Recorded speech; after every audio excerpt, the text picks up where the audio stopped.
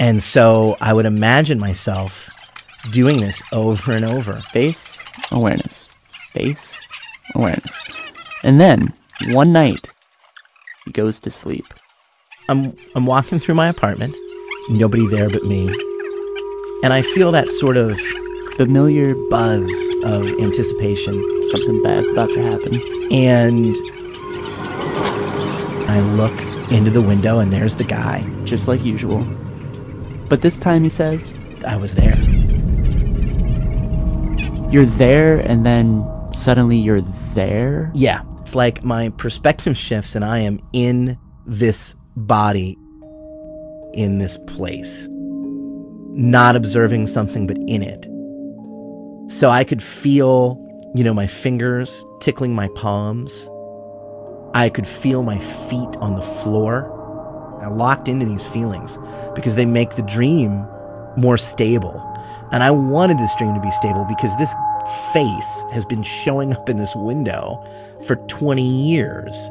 And it does its thing. It recedes. It comes back. And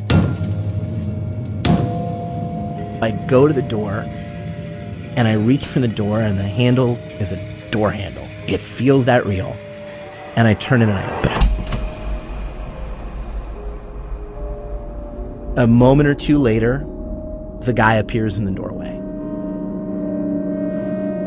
And there's this moment where we look at each other face to face, and he's this total nondescript guy. Really? Like any old beer drinking dude.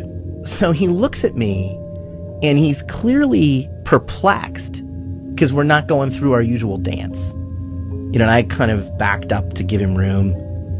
Guy walks in. We're standing there looking at each other. And I hadn't thought about what I would actually say. I just thought I'd let him in. What does the guy do? Well, he pulls out a gun.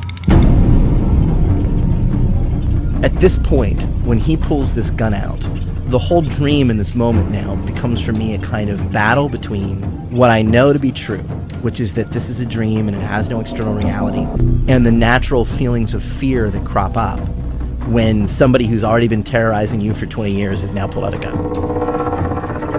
And he is really carefully looking at me, like waiting for me to go back to my normal reaction. So he pulls the gun up now and points it at me, looking at me like, okay, now are you going to do what you usually do? Now are you afraid? And in my head, I'm just like, it's a dream, it's a dream, it's a dream, it's a dream. And so I just stand there. And he starts firing. My first reaction is to look down at myself, right? To look at my chest and my stomach. And I can see that my shirt is just sort of billowing with each impact.